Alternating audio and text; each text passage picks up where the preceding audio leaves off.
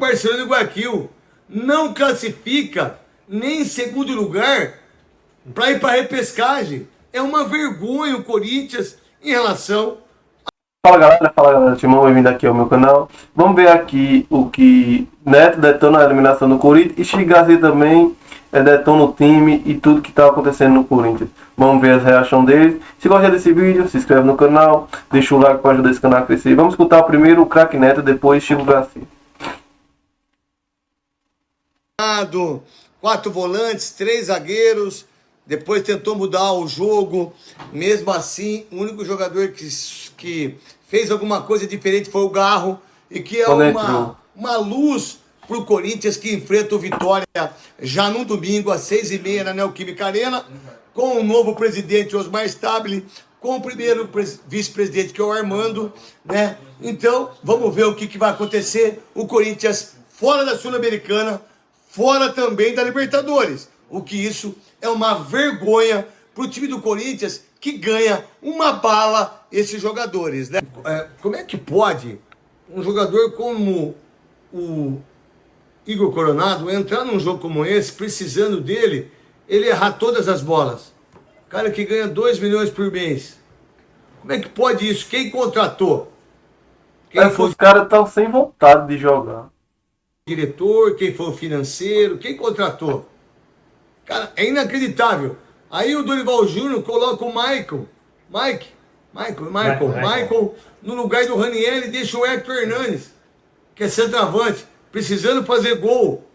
Cara, tá tudo errado.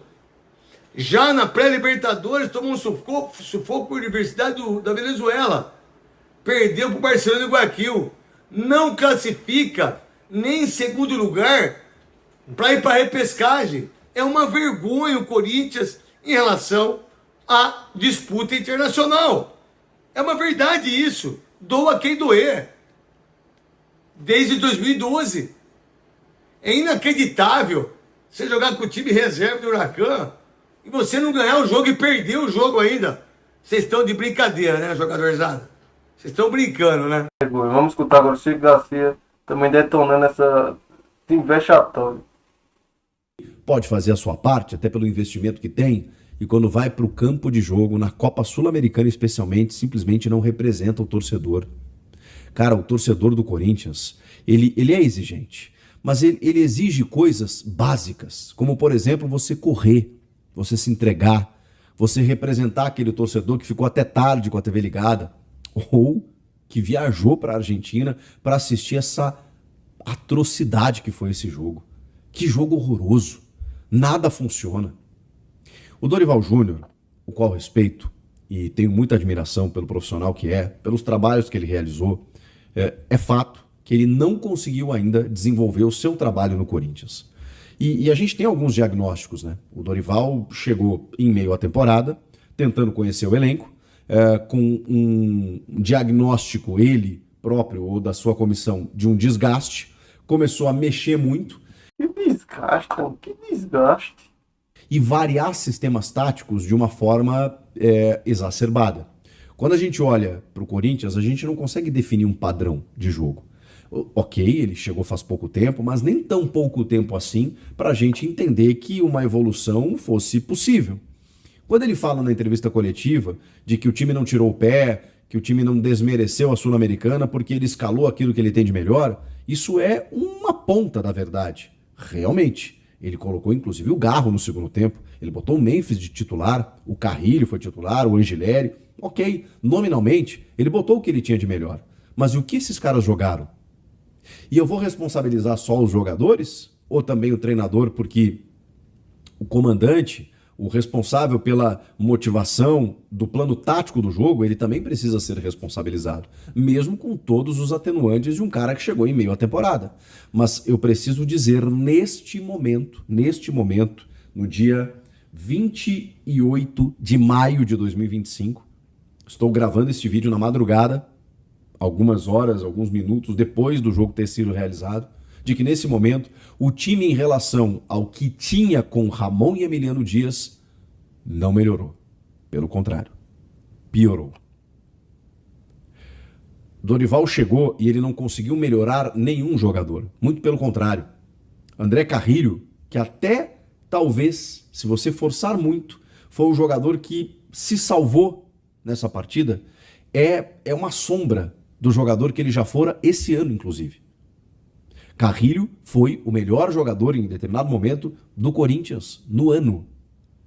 Quando o Rodrigo Garro não estava, e mesmo quando o Garro, em alguns momentos, porque mesmo no Paulista, quando ele jogou em algumas partidas como titular, ele não conseguiu ser o Garro que a gente sabe que ele pode ser. O Carrilho foi esse cara. O Carrilho fazia o time jogar com virtuose técnica, com construção de jogo, com criatividade. Cadê esse cara? Por quê? Porque muitas vezes o Carrilho foi jogado numa ponta direita pelo Dorival. O Dorival que determinou que o Maicon deveria ser primeiro volante, não nesse jogo. E essa insistência de Maicon é brincadeira de Dorival também. É brincadeira. Quando eu falei aqui em um vídeo atrás, pode ver aí, que eu não achava o Dorival isso tudo, que não ia tirar mais da equipe. Torcendo contra. Mas é verdade, é o último trabalho dele.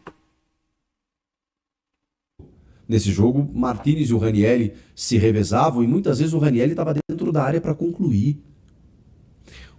O time está bagunçado. O Romero, individualmente, inexistiu, e o mesmo posso dizer do Memphis, que estou tentando colocar vírgulas aqui, atenuantes, porque ele também está voltando de lesão. Mas na hora do jogo grande, do jogo decisivo, eu vou cobrar do jogador grande, do jogador que tem que ser decisivo. E o Memphis não foi.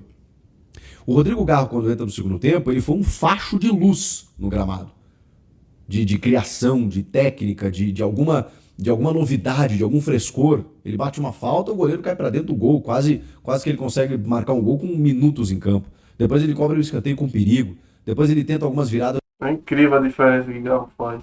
De jogo, alguma finalização que explode na defesa. O Garro, que a gente conhece. O cara da finalização, o cara envolvido com o jogo, o cara que busca o confronto. O Garro entrou e caramba, você vê, meu Deus, como faz falta. Foi a única coisa de boa que aconteceu. O Hugo Souza fez uma defesa importante no primeiro tempo, não teve culpa no gol, né? O cara conclui no meio de uma área em que a bola cruza, é verdade, ela passa pelos dois defensores e o Thales Magno, que havia entrado no segundo tempo, erra o tempo de bola. O Thales Magno é uma incógnita, né? Porque ele também já vinha mal. Não é novidade ele estar mal com o Dorival, mas como o time não funciona, individualmente ele também não evolui. Mas é incrível, o Thales Magno erra tudo que tenta. Como o Romero, como o Memphis, é que nesse jogo pouca gente se salvou. Então assim, tá difícil porque o time piorou, nenhum jogador melhora, as conexões não existem, taticamente é um time inconsistente e individualmente muitas falhas. E aí quando você vai, isso mais no micro, tá? Mas quando você vai no macro, é um Corinthians sem presidente, depois de um processo de impeachment, implodido por uma crise política e financeira, que está eliminado da Copa Sul-Americana na primeira fase, em que apenas o primeiro vai para as oitavas, o segundo já seria ruim, porque ele vai para playoffs, e o terceiro, que é o caso do Corinthians, tá fora. Não tem chance de mais nada. O Corinthians encerra uma parte do seu calendário em maio. O Corinthians cai da pré-Libertadores, na segunda fase que disputa, depois de jogos horrorosos contra a Universidade Central da Venezuela, um time semi-amador, cai para o Barcelona de Guayaquil, que termina em quarto na fase de grupos da Libertadores, termina em último. O Corinthians foi eliminado por esse Barcelona de Guayaquil. Pois é. Aí cai na Sul-Americana e desdenha da competição. Naturalmente. Não adianta o Dorival me dizer que escalou o que tinha de melhor. O jogador tirou o pé. Os jogadores não queriam. Não estão nem aí. E estão, obviamente, envolvidos em meio a toda essa instabilidade política. Vou dizer que não interfere? Cara, é muita coincidência. É muita coincidência. Tudo estar acontecendo e você achar que não interfere. O jogo também é brincadeira, né? Se o salário estiver em dias, estiver em ordem, ele ligar pro negócio político, aí também o jogador tão de brincadeira, né? Jogadores têm que ter vergonha na cara e jogar mais futebol, né? Porque são muito bem pagos para isso. Não, eles não podem tirar o pé de competição, eles têm que jogar, as competições, todas as competições com seriedade pelo clube e honrar a camisa que eles estão vestindo, que é a camisa pesada do Corinthians. Então é isso, galera. Se gostou desse vídeo, se inscreve no canal e deixa um like. Valeu!